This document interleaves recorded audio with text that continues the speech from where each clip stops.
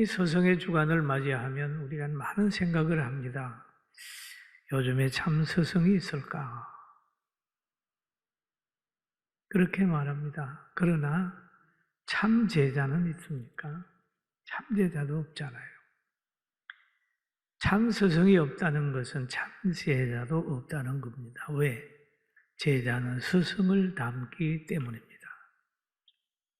그래서 오늘 하나님의 말씀을 전할 제목은 참 스승을 따르자는 건데, 오늘 제시하는 참 스승은 우리가 믿는 예수 그리스도입니다. 할렐루야.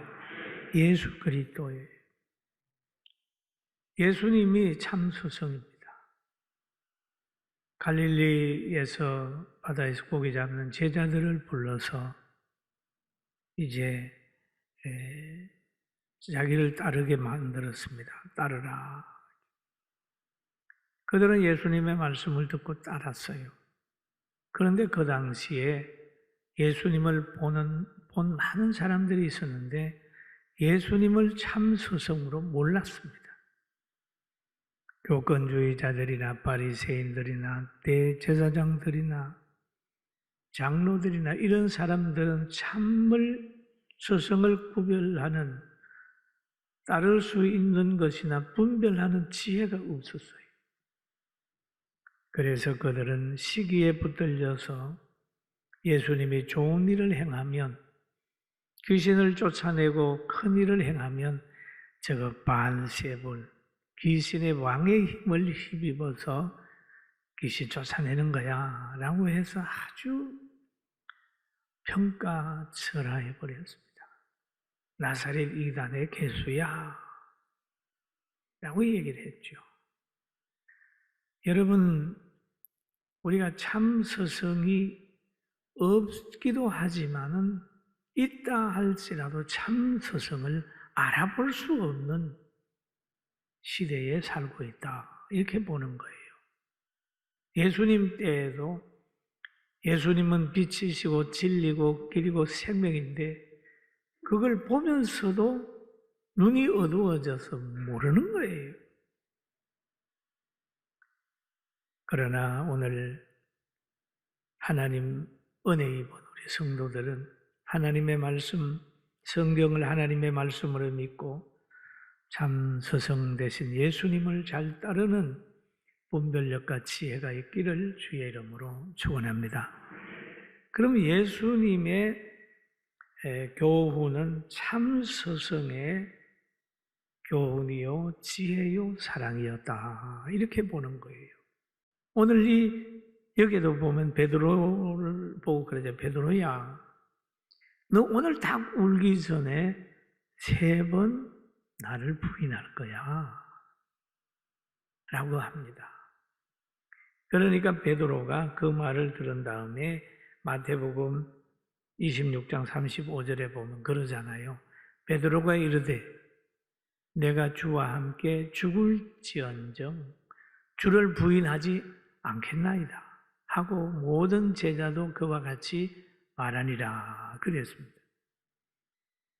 여러분, 참 스승 되신 예수님의 말씀에 베드로와 제자들은 긍정하지 않았어요. 긍정하지 않았어요. 에이, 아닙니다. 그럴 리 없어요. 내가 누군데요. 죽는다 할지라도 나는 스승 대신 예수님 부인하지 않습니다. 뭐 그렇게 했어요. 신념이 있었어요. 우리는 이와 같은 걸 경험할 수 있습니다. 성경을 읽다가도 이건 말도 안 돼. 설교를 듣다가도 저건 내 뜻하고 달라. 아니야 라고 생각할 수 있어요. 여러분, 성도들 중에 그런 분이 있어요. 앞으로 무슨 일이 있을 거다 그러면 아니야 난 아니야, 내가 보기엔 그렇지 않아, 그렇게 했던 분들도 있을 수 있어요. 그런데 베드로가 실패했잖아요. 닭 울기 전에 3번 부인했잖아요. 그 말씀이 생각이 나서 회개하고 대성통곡할 수 있는 그런 환경이 됐지 않습니까? 여러분 아니라고 생각이 들더라도 설교를 오래오래 들으면 유익한 거예요. 할렐루야. 설교를 자꾸 들어야 돼요. 결국 베드로가 생각하는 대로 된 게 아니라 예수님 말씀대로 됐어요. 부인했어요. 그런데 예수님께서 실패를 경험한 베드로를 향해서 또 얘기를 합니다. 너가 양을 치다가 보면 내 양을 먹이고 내 양을 치다가 보면 이런 현상이 나타날 거다라고 하는 걸 미리 말씀해 주는 거예요. 내가 진실로 너희에게 이르노니 너가 젊어서는 스스로 띠띠이고 원하는 곳으로 다녔거니와 젊어서는 네 마음대로 다녔지만 늙어서는 내 팔을 벌리리니 남이 내게 띄우고 원하지 아니하는 곳으로 데려가리라. 그렇게 얘기를 합니다. 그러면 젊어서는 자기 마음대로 됐지만 늙어서는 상대가 자기를 끌고 간다. 이 말씀을 하는 것은 21장 19절에 보니까 베드로가 어떠한 죽음으로 하나님께 영광을 돌릴 것을 가르치십니다. 여러분, 누가 십자가 지고 싶어지는 사람이 있습니까? 베드로나 사도 바울 같은 사람들은 끌어다가 죽이는 거예요. 순교당했습니다. 이 말씀을 하시고 베드로에게 이르시되 나를 따르라. 앞으로 그런 일이 있지만 너는 나를 따라와. 예수님을 나를 따르라. 베드로가 지금 예수님을 따르는 그런 위치가 됐습니다. 역사에 보면 베드로가 순교당했잖아요. 복음을 배척하는 자들에 의해서 순교를 당했습니다. 어둠에 속한 자는 빛을 미워하고 가거나 지금이나 예수님 오실 때까지 의가 있는 곳에 박해가 있습니다. 그러니까 우리는 미움받을 담력이 있어야 신앙생활 잘할 수 있어요. 할렐루야. 한번 따라 미움받을 담력을 가지자. 아멘. 그런 거예요. 미움받을 담력이 있어요. 그럼 뭐 미워하면 미움받지 뭐. 그런 거죠. 하나님의 말씀을 그대로 믿고 살아가는 거예요. 예수님을 구주로 믿고 살아가는 겁니다. 그리고 예수님은 제자들에게 필요한 지식을 가르쳤고 삶의 지혜를 가르쳤어요. 그리고 무리의 필요를 채워주려고 늘 노력했습니다. 빈배로 돌아오는 사람에게 만선의 기쁨을 줬고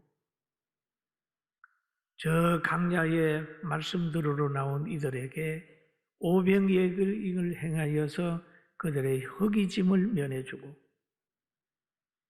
가부가에 하나밖에 없는 아들이 죽어서 공동묘지로 갈 사람들이 메고 가고 가부는 뒤에서 탄식하며 갔을 때 지나쳐 버리지 않고 장례길 막아서서 아들을 살려서 다시 가정으로 보내는 가부의 피로를 채워주고 실패를 성공으로 만들어주고 가나 혼인잔치 집에 가면 갔을 때도 물을 변하여 포도주가 되게 해서 신랑이 칭찬받게 만들어 주었어요.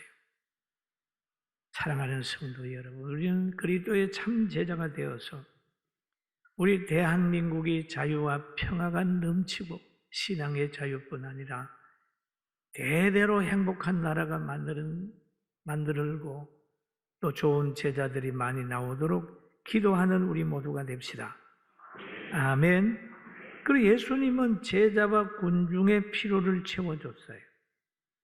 성령 받은 성도들은 남을 위해 봉사하는 걸 즐거워합니다. 성령의 사람은 늘 타협하지 않아요. 지혜롭게 잘 합니다. 그러나 성령 받은 사람은 때로는 정부의 독재자가 하는 뜻을 거스릴 때가 있습니다. 세례 요한이라고 하는 사람이 있습니다. 누가복음 3장 19절에 보니까 분봉왕 헤롯이 있는데 이 헤롯은 그의 동생의 아내 헤로디아의 일과 또 자기의 행한 모든 악한 일로 말미암아 요한에게 책망을 받고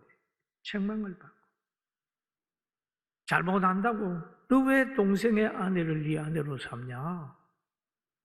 라고 하는 세례 요한의 책망을 하니까 분노했습니다.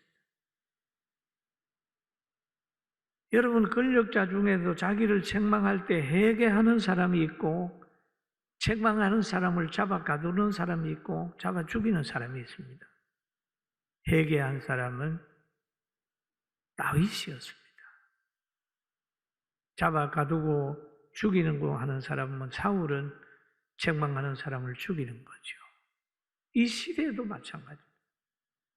잘못했다 얘기를 하거든 자기를 성찰하고 바르게 해야 되지 잡아 죽이게 되면 나중에 가면 그도 충이 먹어 죽어버립니다. 오늘 이 본문에도 보니까 세례 요한이 책망을 하게 되니까 그 헤로디아라는 여자는 이게 더 무서운 여자예요. 그래서 왕이 그 위에 한 가지 악을 더하여 요한을 옥에 가두었다. 옥에 가두었어요. 잘못하다가 보면 진리 전하다가 보면 옥에 가두임을 받을 때도 있습니다. 그러니까 마가복음 6장 25절에 보니까 이런 말이 있어요. 같이 읽어볼까요? 그 왕에게 급히 들어가 구하여 이르되 세례 요한의 머리를 소반에 얹고 그 내게 주기를 원하나이다. 여러분, 헤로디아의 딸이 너무 춤을 잘 추니까 그만 헤롯이 감격해가지고 내가 뭘 줄고 막 그렇게 준다고 했는데 그러니까 그 춤추고 나서 엄마 가서 내가 뭘 구할까 그러니까 저 감옥에 있는 세례 요한의 머리 탁 쳐서 소반에 달라고 그래. 지금 달라고 그래. 왕이 약속했으니까 안 줄 수도 없잖아요. 지금 소반에 달라. 세례 요한은 그렇게 순교를 한 것입니다. 성령 받은 교사들은요, 어떤 사람이냐? 선악을 구별할 수 있어야 됩니다. 뻔히 잘못된 것 보고 겁이 나가지고 시시하는 것이 아니라 잘못된 것은 잘못됐다고 얘기해 줄 수 있어야 되는 거예요. 남자와 남자가 더불어 그러니까 다른 세상 사람들은 그거를 포장을 해가지고 뭐 얘기를 하고 하지만 여러분들은 가르쳐줘야 돼요. 하나님은 우리를 창조하셨다. 자기 형상으로. 주일날 교회와 예배 드리는 것은 모든 사람들에게 하나님이 주신 자유야. 신앙의 자유다. 이것을 막는 것은 죄다. 그에게 막혀서는 안 된다. 그리고 세상의 모든 질병이나 영적인 것은 하나님의 통제 아래에 있기 때문에 우리가 하나님께 더 기도하자. 이렇게 강하게 가르쳐야 되지 쓱 돌려가지고 가르치면 안 돼요. 할렐루야. 뭔가 이제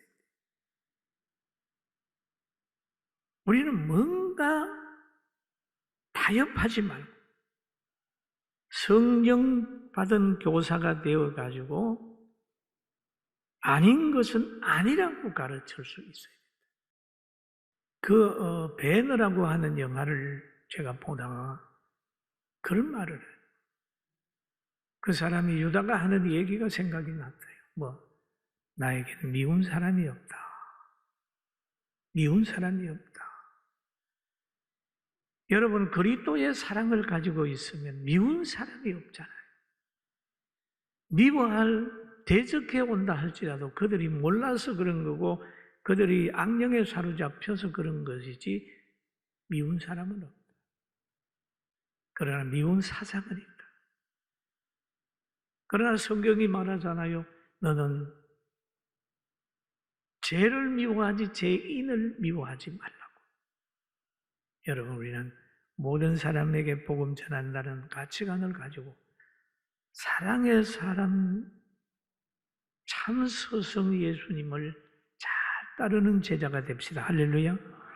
그리고 참 스승 예수님은 본을 보이셨어요. 본을 보이셨어요. 어떤 본을 보이셨느냐 하면 제자들의 발을 닦아주는 거예요. 너희가 나를 선생이라 또는 주라 하니 너희 말이 옳도다. 내가 그러하나 그리하다. 내가 주와 또는 선생이 되어 너희 발을 씻었으니 너희도 서로 발을 씻어 주는 것이 옳으니라. 서로 발을 씻어 주는 게 옳으니라. 예수님이 발을 씻어 줬는데 너희도 서로 발을 씻어 줘라. 여러분, 서로 낮아지라. 서로 발을 씻어 주라. 내가 너희에게 행한 것 같이 너희도 행하게 하려 하여 본을 보였노라. 그랬거든요. 여러분, 우리 가르치는 선생님들 본을 보여. 예배드리는 본을 보이고 기도하는 본을 보이고 연보드리는 본을 보이고 사랑하는 본을 보이고 본을 보이고 이 본을 보이지 않으니까 아이들이 귀로 듣고 하는 게 아니라 행위를 따라 하는데 잘 안 될 수도 있어요. 저는 이 말씀을 전하면서 나는 본을 보이고 살았는가? 저도 돌아봤습니다. 여러분도 함께 돌아보고 좋은 스승 예수님을 닮아갑시다. 아멘. 참 스승을 닮게 하는 것. 닮으라. 그리고 이때 베드로가 또 물어보잖아요. 뭘 물어보냐 하면 저 사람, 예수님을 사랑하는 저 사람은 어떻게 되겠습니까? 그렇게 물어보는 거예요. 물어봐요. 물어보니까 베드로가 그를 보고 예수께 여짜오되 주님, 이 사람은 어떻게 되겠사옵나이까? 이 사람은 어떻게 되겠습니까? 예수께서 이르시되 내가 올 때까지 그를 머물게 하고자 할지라도 너게 무슨 상관이 있느냐? 너는 나를 따르라. 그런 말이죠. 상대의 관심 품지 말고 너는 나만 따라와. 때로는 남의 일에 관심 많이 가지는 사람이 있어요. 자기도 제대로 못하면서 누가 어떻고 이런 얘기야. 과거에 개척할 때 보통 한 100명쯤 되면 교회가 참 말이 많더라고요. 어떤 사람은 새벽기도 나오면 항상 뒤를 돌아봐. 왜? 어느 권사님 나오셨나? 사모님 나왔냐? 누가 나왔냐? 항상 돌아봐. 그래서 그때 제가 한 말이 돌아보지 맙시다. 신앙생활 하면 자기나 잘하는 것이지 왜 남의 신앙을 자꾸 타치를 하냐? 기도 안 하는 사람은 얼마나 힘들겠느냐? 남의 말 하지 마라. 내게 무슨 상관이 있느냐? 예수님 하신 말씀이 그러잖아요. 그를 머물게 하고자 할지라도 내게 무슨 상관이 있느냐? 너는 나를 따르라. 여러분, 우리 남의 죄 간섭하지 말고 신앙생활 제대로 합시다. 아멘. 남의 죄 간섭. 과거에 목사님 자녀들 한 100여 명이 저희 교회에 와서 이제 밤에 아이들하고 제가 장시간 동안 저녁부터 새벽 한 2시까지 얘기를 한 일이 있습니다. 쫙 돌아가면서 말을 시켰는데 그 중에 자기 교회 안 나가는 사람이 있더라고요. 아버지가 목회하는 교회 안 나간대. 왜 안 나가냐 물어봤더니 우리 아버지 교회 성도들은 별로 마음에 안 든다는 거예요. 왜 그러냐 했더니 너무 간섭한다는 거예요. 목사 딸은 이렇게 살아야 되고 목사 아들은 이렇게 살아야 되고 그리고 다른 애들이 하면은 박수를 치는데 자기들이 하면 당연시 여겨버리고 애기도 갖다 보라고 그러고 종처럼 부리는데 난 우리 교회 싫어요. 그러더라고요. 과연 그런 교회가 좋은 교회일까요? 잘못 습관이 들면 목사 아들이다, 장로 아들이다, 뭐 아들이다, 제 아버지는 저건데 이렇게 평가, 아이는 아이로 받아들여야 되는데 그래가지고 젊은 사람 아이들을 자꾸 떠나게 만든 거예요. 여러분, 남의 죄 간섭하지 말고 저 사람이 어떻다 그 신경 쓰지 말고 자기 일이나 잘합시다. 옆 사람 보고 니나 잘해라 그럴까요? 어? 그렇잖아요. 자기나 잘해라.